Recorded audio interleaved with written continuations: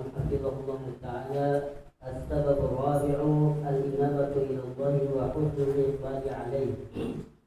فمن أسباب انشراح الصدر الإنابة إلى الله عز وجل وحسن الإقبال عليه سبحانه وتعالى والتلذذ بعبادته وطاعته عز وجل.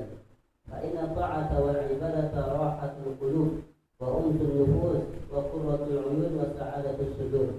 قال العلامة ابن القيم رحمه الله: الإنابة إلى الله سبحانه وتعالى ومحبته بكل قلب والإقبال عليه وتنعمه بعبادته، فلا شيء أشرف لصدر العبد من ذلك، حتى إنه لا يقول أحيانا إن كنت في الجنة في مثل هذه الحالة فإني.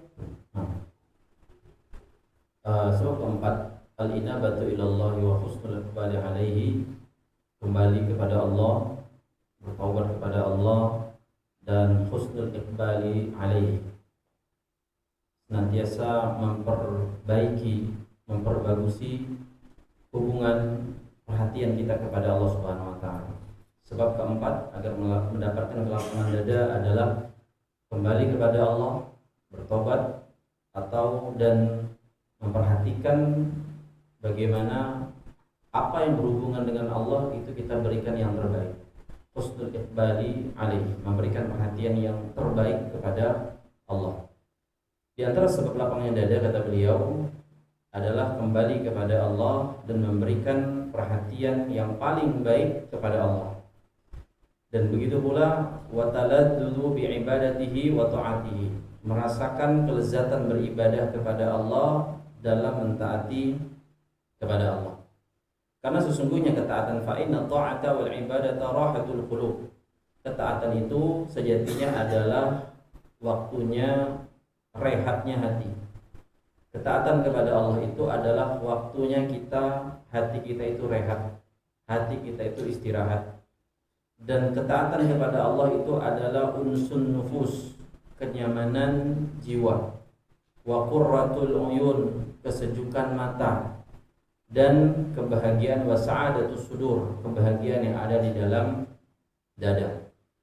Al-Allamah Ibnu Qayyim rahimahullah ta'ala mengatakan bahwasanya kembali kepada Allah, kembali dalam rangka bertaubat kepada Allah, wa mahabbatuhu bi kullil qalbi, mencintai Allah dengan sepenuh hati, wal iqbalu alaihi, menghadap kepada Allah dengan cara yang paling baik, wa tana'umu bi ibadatihi, dan merasakan kenikmatan nyaman dalam beribadah kepadanya. Fala syai'a, dan tidak ada yang lebih ashrahu li sadril abdi min dzalika, lebih melapangkan dada daripada itu semua. Nah, kata Imam Al-Qayyim, ketika kita kembali kepada Allah, taubat istighfar, cintai Allah dengan sepenuh hati, berikan perhatian yang paling baik kalau udah sama Allah, dan berusaha merasakan lezatnya ibadah kepada Allah, tidak ada yang lebih daripada ini bisa membuat hati kita menjadi lapang. Hatta innahu la yaqulu ahyanan, sampai-sampai dia bergumam, mengucapkan in kuntu fil jannati, seandainya aku di surga seperti ini rasanya, bimisli hadzal halati fa inni idzan fi 'aisy thayyibin, sesungguhnya aku sedang berada dalam kehidupan yang menyenangkan. Ini perkataan orang-orang yang lapang dada ketika dia taubat, istighfar, ibadah, lezat, merasakan kenyamanan. Jiwanya itu plong rasanya gitu. Kayak iklan Sprite gitu kan, orang kayak minum Sprite itu rasanya nyaman gitu. Karena iklan dibuat begitu. Kenapa enggak ada iklan buat orang itu lagi sujud lama, sujud enggak bangun-bangun kayak Sufyan Ats-Tsauri, enggak selesai hajatnya enggak bangun-bangun deh. Karena nyaman banget sujud gitu loh. Bukan nyaman karena posisinya taruh kepala di bawah. Orang kenyamanan sujud tuh tidur biasanya. Enggak bangun-bangun, meninggal kali benar, tidur dia Pak katanya. Ya, apalagi sholat malam tahajud 10 malam terakhir, semangat ibadah, sholat malam ya, ngantukun semua biasanya gitu. Ya manusiawi sih, tapi paling enggak bagaimana kita beribadah bisa merasakan kelezatan, cinta sepenuh hati, perhatian yang terbaik. Perhatian terbaik bagaimana para salaf terdahulu ketika kalau sholat malam punya baju khusus, bajunya mahal banget lagi. parfum khusus gitu, sesuatu yang khusus spesial untuk hanya berkholat berduaan dengan Allah Subhanahu wa taala. Sebagaimana juga orang awam yang pacaran, jemaah.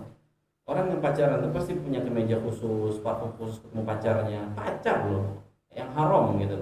Lah kok kita sama Allah Tabaraka wa taala tidak punya sesuatu yang lebih spesial untuk kita menghadap kepadanya agar sekali lagi merasakan kelezatan dalam kembali kepada Allah dan menghadap kepada Allah dengan cara yang paling baik. Ingat, ini jalan kebahagiaan yang akan membuat dada kita itu lapang.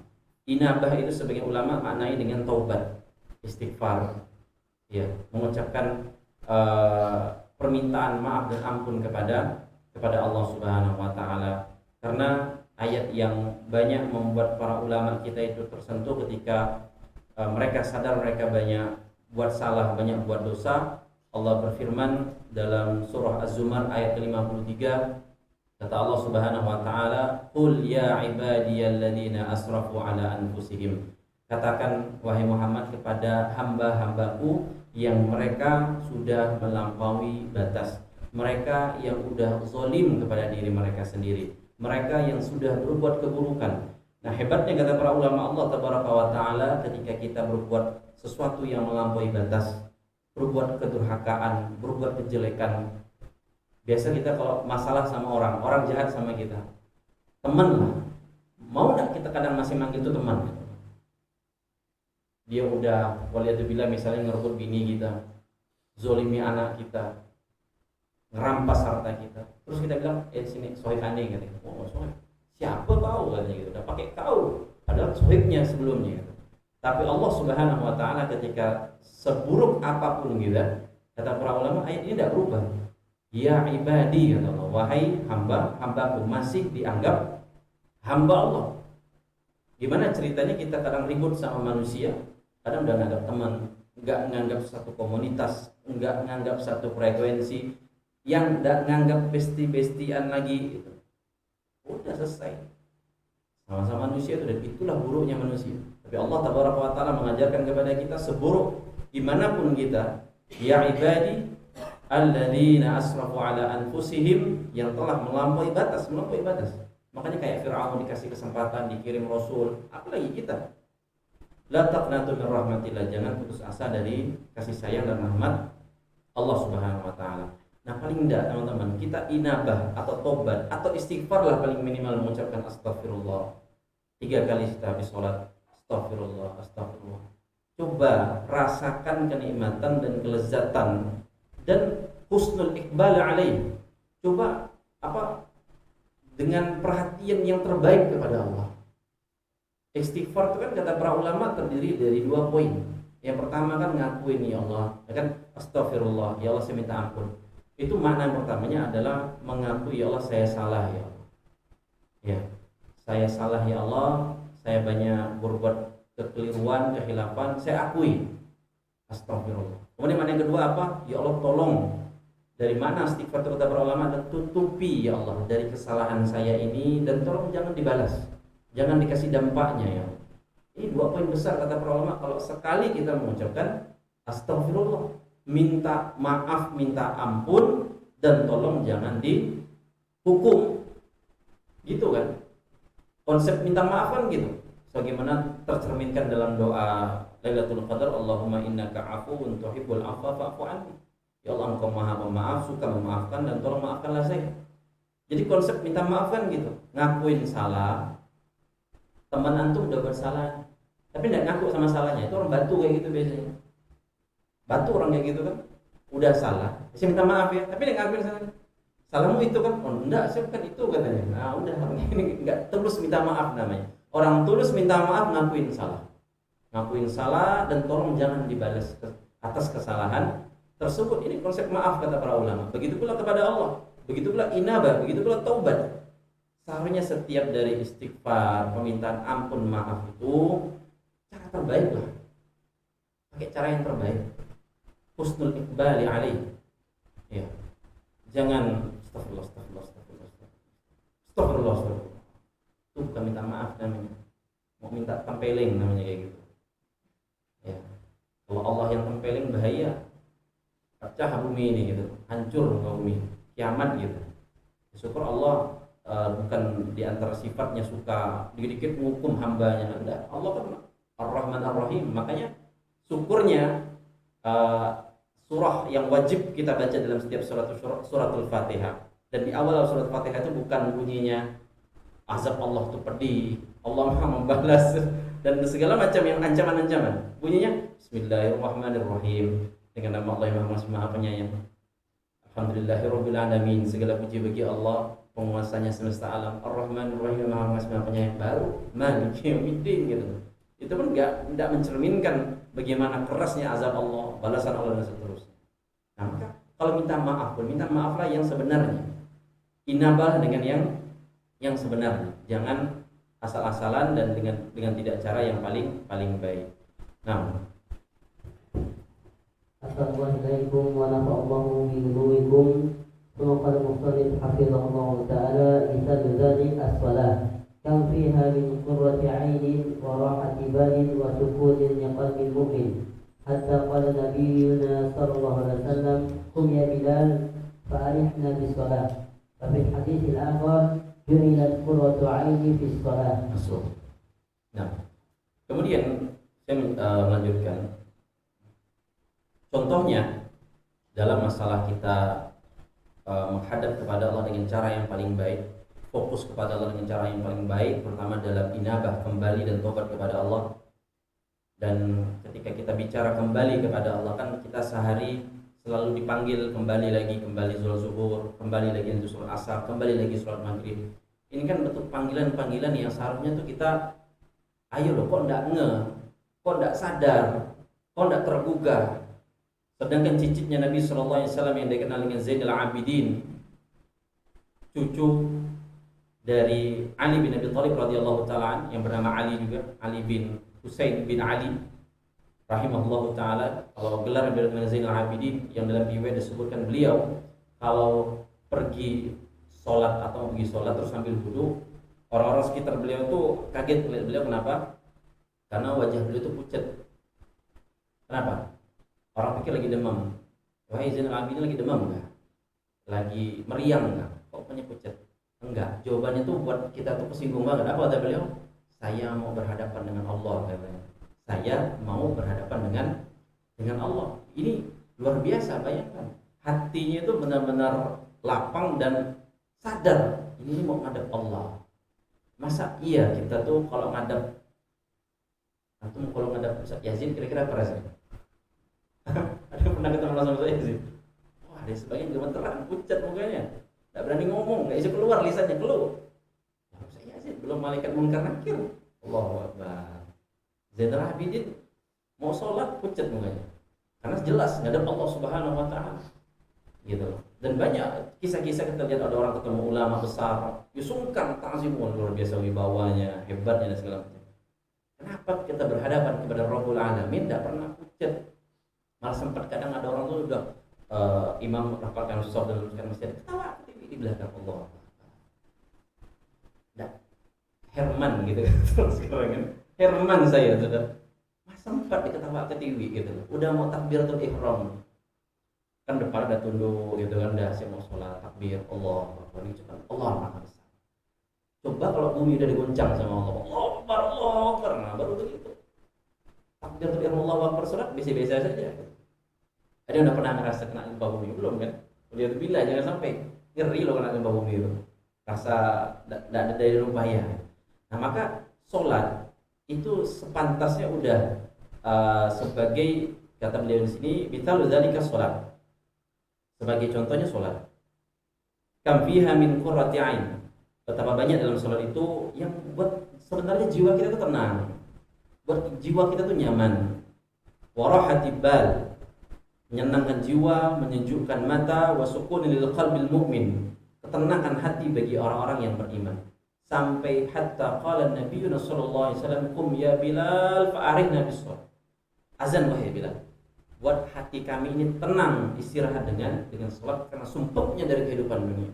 Makanya Nabi kita SAW juga bersabda, wa ju'ilat qurratu aini fis shalah, dan dijadikan bagiku itu tenang, kesejukan di dalam salat. Dan inilah kenapa yang membuat Nabi SAW sholat malamnya hatta tawaramat qadama, kaki beliau pecah, bengkak, pegel dan segala macam.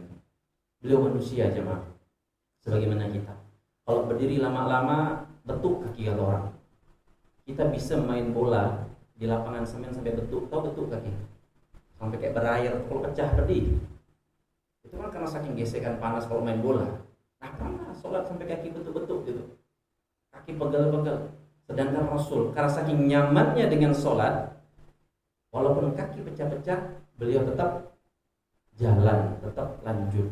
Dan celakanya kita dan menunjukkan sempitnya dada kita dan hati kita, kita bisa menggebu-gebu, adrenalin tergugah, hormon apa itu tuh namanya kalau olahraga itu, saya lupa hormon apa namanya,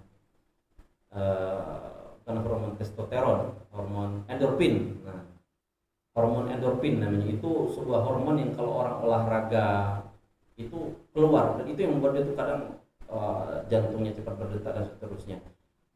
Dan ajibnya para salaf terdahulu, para sahabat, para ulama, termasuk Rasul kita sallallahu alaihi wasallam, itu kan begitu. Idza dzukirallahu wajilat qulubuhum. Endorfin mereka tuh bukan lari-lari main bola, badminton. Diingatkan Allah, oh getar mereka. Bayangkan, diingatkan Allah, getar mereka. Lah kita tidak getar-getar. Kita main olahraga dulu yang fisik itu terkuras, baru hormon itu keluar ya. Baru jantung, kan tidak ada ceritanya orang main bola tuh ngantuk, ada. Kalau orang sholat ngantuk kan ada orang sholat ngantuk terus sampai berdiri nih, bukan sujud. Sujud itu paling nyaman, berdiri sampai maju deh gitu kan. Ya, maju. Yang fatalnya lagi orang sebelah itu nak ketawa gitu. Lihat teman sebelah itu gitu, astagfirullah. Ya merasa ketawa lah. Harus antum fokus sama sholat antum, jangan mikir orang sebelah tuh saya ngantuknya begini dia gitu. Ada saking juga ngantuknya ruku, misalnya sholat gerhana gitu kan, lama rukunya ya. Yang lamanya tuh melorot gitu, mungkin bagian apa lutut seret gitu ya. Gitu. Bajunya gamis licin lagi, ya udah lengkap. Lamanya Ustaz nih ruku. Memang sunnahnya sholat gerhana itu rukunya panjang, lama gitu dan seterusnya. Maka kita nih belum merasakan sholat itu sebagai sesuatu yang membuat nyaman, menenangkan jiwa gitu. Sampai bukan wajib sih, tapi cobalah rasakan ibadah sholat lah paling utama ini, merasa ketenangan, menyejukkan mata, ketenangan hati dan nyaman gitu. Rasa tergugah gitu, rasa getarannya lain. Kalau belum pernah merasakan sholat sampai ada getarannya lain, bukan getaran HP loh gitu, HP kita ketaknya tak khusus sholat jadi kan ya, salah seorang tidak di silent kan ya. Makanya seperti Syekh Abdurrahman As-Sudais, salah seorang imam di Masjidil Haram, itu pernah habis sholat beliau nangis. Beliau ini kan biasanya nangis pas sholat gitu, ngimpin sholat ya, ngimami. Tapi ini habis sholat beliau nangis. Kenapa? Karena sepanjang 30 tahun saya ngimami Masjidil Haram nggak pernah saya dengar suara musik di Masjidil Haram. Allah. Kenapa ada orang lupa matikan HP dan pun tidak tahu mungkin hukum bolehnya matikan HP ketika lagi-lagi sholat kayak gitu. Berdering itu tengah-tengah sholat, itu kan kacau. Iya. Crowded tuh suasana sholat yang khusyuk, yang hening, apalagi di Masjidil Haram. Dapat apa kalau orang itu tidak sadar-sadar nggak tahu lah. Ya. Saya terus sampai menegur sehabis sholat itu. Nah, jadi sholat dijadikan sesuatu yang menyejukkan di hati Nabi SAW, dan begitu pula para sahabat. Ya, mereka melakukan hal mikir sebagaimana kita pernah sampaikan Utsman bin Affan yang mengkhatamkan 30 juz dari Al-Quranul Karim ini yang luar biasa. Sebagaimana Abu Bakar juga ketika dalam riwayat diperintahkan Nabi ketika Nabi mau wafat, Abu Bakar imami. Terus siapa yang melarang? Siapa yang melarang kayak membantah? Jangan Abu Bakar ya Rasulullah. Aisyah. Kenapa?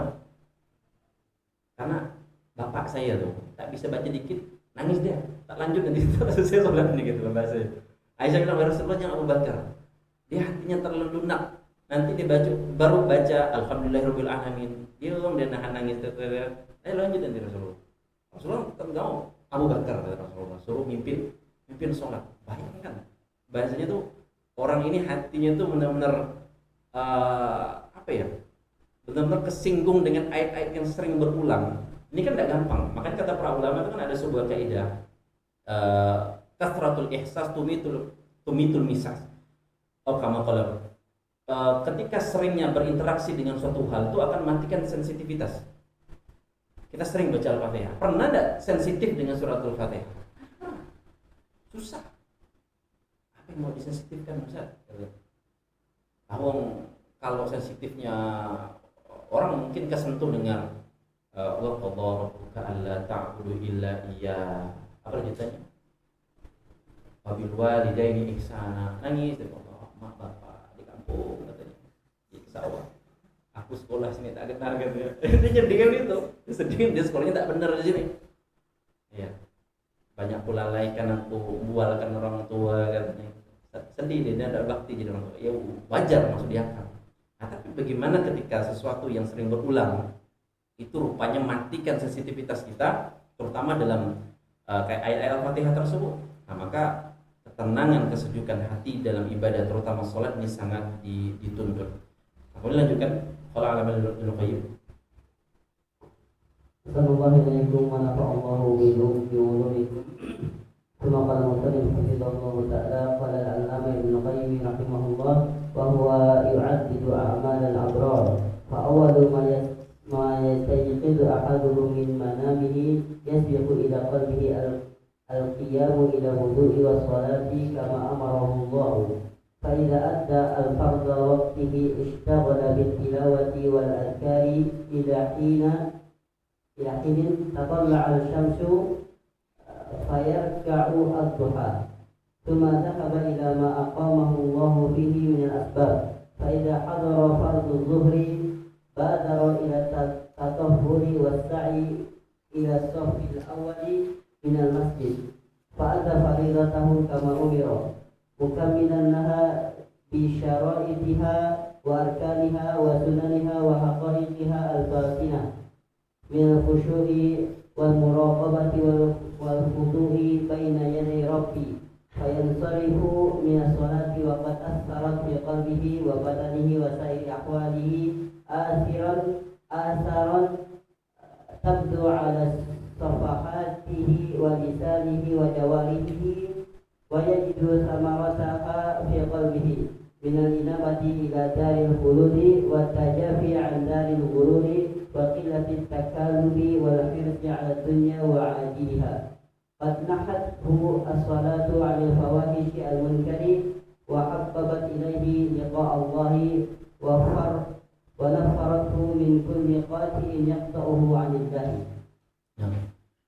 Teman-teman saudara rahimani wa rahimakumullah, Imam Ibnu Qayyim ulama kita menyampaikan bagaimana gambaran orang-orang yang bertakwa, orang-orang yang berbuat kebaikan, al-abrar.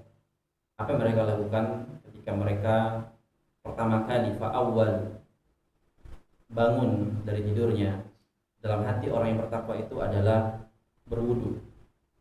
Mereka berwudu kemudian sholat sebagaimana yang Allah perintahkan. Jadi mereka ini sholatnya itu sholat dari malamnya, witirnya, kemudian kemudian subuhnya dan subuhnya. Kemudian mereka menunaikan dari kewajiban pagi, sholat paginya atau sholat fajarnya. Setelah itu membaca Quran, zikir pagi hingga terbitnya matahari, sholat duha 2 rakaat, dan pergi melakukan berbagai macam aktivitas kerja yang Allah telah berikan atau tetapkan baginya. Apabila telah masuk waktu zuhur, dia pergi kembali ke masjid, berusaha mendapatkan saf paling terdepan di masjid tersebut. Dia tunaikan bagaimana kewajiban yang diperintahkan dalam sholat tadi, dia sempurnakan syaratnya, rukun-rukunnya, sunnah-sunnahnya, ya, serta hakikat batin dari sholat tersebut, yakni dari khusyuan sholat, rasa muraqabahnya, hadir di dalam sholatnya tersebut di hadapan Allah, sehingga ketika selesai dari sholat itu membekas di dalam hatinya, ya, dalam agamanya, semua kehidupan dan keadaannya. Bekas itu nampak, kata Ibnu Qayyim, di wajahnya, lisannya, anggota tubuhnya, dan dapat ada juga membekas di dalam hatinya, yaitu inabah, senantiasa ingin kembali ke kampung akhirat, dan dia berusaha menjauh dari kehidupan dunia yang fana, yang menipu, dan sangat tidak rakus dari yang namanya kehidupan dunia. Maka sholat yang seperti ini, kata Syekh Abdul Razak hafizahullah ta'ala, yang akan mengantarkan dia, menjauhkan dia, nahathu sholatuhu anil fahsya'i wal munkar, mencegah dia dari perbuatan keji, perbuatan mungkar. Wa habbabat ilaihi liqa Allah, dia rindu bertemu dengan Allah Subhanahu wa taala. Wa nafarrathu min kulli qati'in yaqta'uhu 'anillah, dan dia dari sholatnya tersebut membuat dia lari dari segala hal yang bisa membuat dia itu terpaling dari Allah, lupa dari Allah. Nah, teman-teman sekalian rahimani wa rahimakumullah, inilah kenikmatan yang dirasakan oleh para ulama kita dan orang-orang soleh-soleh terdahulu, para wali-wali Allah. Mereka yang sebagaimana Allah cerminkan dalam surah An-Nahl ayat ke-97, man amila salihan, barang siapa yang beramal soleh, min dzakarin aw untha, baik laki-laki ataupun perempuan, wa huwa mu'minun, mereka selalu beriman, yakin apa yang Allah berikan, falanuhyiyannahu hayatan thayyibah, mereka akan diberikan Allah kehidupan yang baik sebagai balasan, walinajziyannahum ajrahum, balasan untuk mereka bi ahsani ma kanu ya'malun, atas perbuatan baik dari apa yang telah mereka perbuat. Nah, teman-teman sekalian jamaah rahimani wa rahimakumullah, Syekhul Islam Ibnu Taimiyah juga pernah menyatakan dalam kitabnya Majmu'ul Fatawa, manusia itu jika terus konsisten dalam ketaatan kepada Allah dengan konsep tadi, lahir batinnya, dia akan merasakan kenikmatan iman, ilmu itu akan meresap pada dirinya, dan dia di dunia tapi seakan-akan merasa di surga. Nah, maka sebagaimana kata Nabi kita SAW, apabila kalian melewati taman-taman surga, singgahlah. Dan ditanyakan apa taman-taman surga tersebut, dia adalah majelis zikir atau ilmu. Para ulama kita itu selalu terkoneksi terhadap hal-hal yang bisa membawa ketenangan, kenyamanan jiwa, sholat, ibadah, majelis ilmu, majelis zikir, dan hal-hal lainnya yang membuat benar-benar jiwa itu hidup. Makanya Umar bin Khattab radhiyallahu ta'ala juga pernah mengatakan, beliau tidak senang tinggal di dunia ini kecuali karena di dunia ini ada 3 hal. Apa yang pertama? Senantiasa sholat kepada Allah. Yang kedua, duduk di majelis ilmu. Yang ketiga, berjihad di jalan Allah Subhanahu wa taala. Ini kata Umar radhiyallahu ta'ala, laula thalas la ahbabtu an akuna qad laqitullah. Kalau karena tiga hal ini, aku udah pengen ketemu Allah, sudah pengen berjumpa dengan Allah. An adha jabhati lillahi, aku pengen selalu taruh dahiku ini kepada Allah, sujud kepada Allah. Itu yang pertama kata Umar, au ajlisa fi majalisin, duduk di majelis, mendapatkan faedah ucapan-ucapan terbaik, ya, fi thayyibil kalam. Kemudian yang ketiga kata Umar, an asira fi sabilillah azza wa jalla, aku berjuang berjihad di jalan Allah Subhanahu wa taala. Teman-teman rahimakumullah, kita berada di tanggal berapa nih? Lupa tanggal. Berapa? 5 Zulhijjah. Alhamdulillah, saya kira mau jawab 24 Juni. 5 Zulhijjah, 10 hari terbaik selama sepanjang setahun, yang Nabi SAW bandingkan amalan pada hari ini dengan jihad di jalan Allah Subhanahu wa taala. Maka antum majelis ilmu di hari-hari ini tidak sama di luar hari-hari ini. Antum tidak dituntut untuk berjihad bawa pedang, ya megang parang sembelihan pun tidak bisa gitu nih semua, ya mau jihad pula gitu. Maka ini kesempatan untuk banyak beramal, memperbaiki kehidupan kita, amal-amal kita untuk berhadapan dengan Allah Subhanahu wa taala, dan berusaha kita meneladani para generasi terbaik, bagaimana mereka menyikapi kehidupan dan kembali kepada Allah, taubat kepada Allah, dan nyaman kalau dekat dengan Allah Subhanahu wa taala tersebut. Maka teman-teman sekalian rahimani wa rahimakumullah, evaluasi lagi hati kita, dalam poin-poin yang telah kita sebutkan tadi untuk benar-benar, karena ini nggak dipungkiri bukan perkara yang gampang, ini perkara yang butuh perjuangan. Mau sholat itu jadikan nyaman, mau hati itu dijadikan lapang, mau senantiasa bertauhid dan bersandar kepada Allah, sekali lagi itu bukan perkara gampang ya kita pungkiri.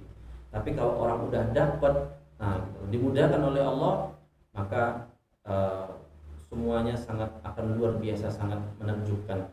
Dan kelapangan dada yang demikian ini, walaupun fisiknya itu sebagaimana Syekhul Islam Ibnu Taimiyah rahimahullah, itu kan beliau sepanjang hidupnya sering di penjara, ya sering di penjara, dan bisa jadi ulama.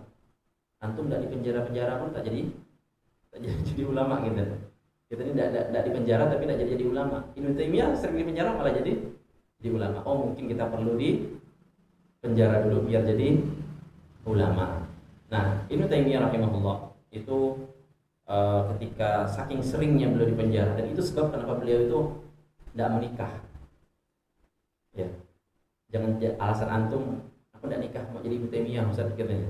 Ibnu Taimiyah itu di penjara, makanya susah untuk mau nazar, mau ta'aruf, mau nikah itu susah, ngurus penjara terus, tangkap, dapat khalifah, tangkap, masuk penjara lagi gitu. Masalahnya itu tadi, masalah pemahaman keyakinan. Nah, Ibnu Taimiyah rahimahullah ketika saking sering di penjara, beliau banyak nulis kitab, mengajar dan seterusnya. Tapi perkataan beliau itu luar biasa ketika mayasna'u a'da'ibi, apa yang senang sama musuh-musuhku terhadap itu silakan lakukan, dah mau di penjara ya apa silakan. Ana jannati wa bustani fi sadri gitu beliau. Aku, surgaku tuh ada di sini gitu.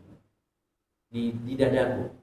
Surgaku itu, kebun surgaku tuh di dadaku kata beliau. Jadi engkau mau penjara fisikku tidak bisa, dadaku tetap. Siapa yang bisa ngekang hati kita kecuali Allah Subhanahu wa taala. Ini dalam kata beliau nih. Walaupun fisikku tuh di penjara, silakan musuh mau nangkap tangkap deh. Tapi ingat, dadaku nggak ada yang bisa menaklukkan kecuali Allah sendiri. Ya, in ruhtu fahiya ma'i la tufariquni. Kata Ibnu Taimiyah rahimahullah, hatiku itu ya kemanapun aku pergi senantiasa bersama aku, nggak bisa terpisah dariku. In hasbi khalwatun wa qatli syahadatun wa ikhraji min baladi siyahatun. Dan kalau aku ditangkap, aku dikurung di penjara, penahananku itu sama kayak aku berkhulwat kepada Allah. Artinya walaupun tidak ada teman, tidak ada orang, dikucilkan, tangkap di penjara, aku berkhulwat sama Allah gitu. Walaupun aku dibunuh, aku mati syahid. Walaupun aku diusir, aku bersafar, aku berwisata ke negeri lain. Menunjukkan kelapangan dadanya dari Ibnu Taimiyah rahimahullah ta'ala. Contoh dari ulama yang benar-benar merasakan satu sisi orang melihat itu. Makanya kata murid beliau Ibnu Qayyim, guru saya ini Ibnu Taimiyah, itu secara zahirnya hidupnya sempit banget, sulit banget, sangat jauh dari kemewahan, dari kenikmatan dunia. Tapi di balik kesempitan itu, kita nih muridnya ngeliat tuh kok lapang-lapang aja beliau tuh, tenang, senang aja jiwanya, sampai nulis kitab berjilid-jilid. Allahu Akbar. Ya, kita kadang di kajian pun tidak nulis gitu loh. Maka saya bilang mungkin perlu di penjara dulu baru kepikir mau nulis. Orang kan saking sumpuk di penjara tuh kan nulis dinding, coret-coret gitu. Dan itulah Ibnu Taimiyah rahimahullah taala yang sangat luar biasa buah karyanya. Dan banyak dari para ulama-ulama yang lain ketika mereka sadar bahwasanya surga mereka itu berada di dalam hatinya, dan senantiasa mereka memohon kepada Allah untuk mendapatkan dari kebaikan tersebut. Dan ini sebab yang keempat, dan insyaallah pada zuhur jam 1 ini. Jam berapa ini? Jam berapa? Pada asar. Pada asar insyaallah sampai menjelang maghrib bismillah kita lanjutkan sebab 5 sampai selesai. Di sisa waktu ini kira-kira ada yang ingin didiskusikan atau jawab, saya persilakan kepada teman-teman sekalian.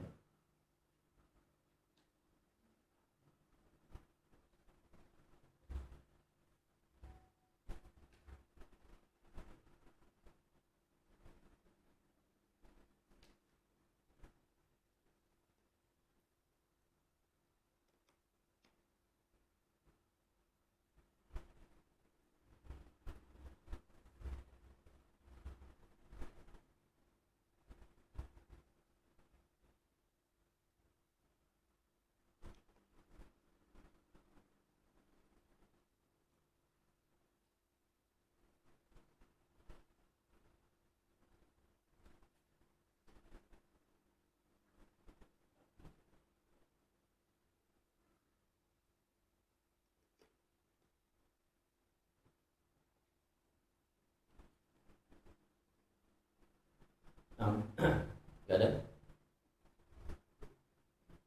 Kalau tidak ada, saya tidak bakal nanya juga. Terus istirahat. Insyaallah pada dasar kita lanjutkan kembali, selesaikan, semoga memudahkan. Kita cukupkan majelis kita. Wassalamualaikum warahmatullahi wabarakatuh. Wassalamualaikum warahmatullahi wabarakatuh.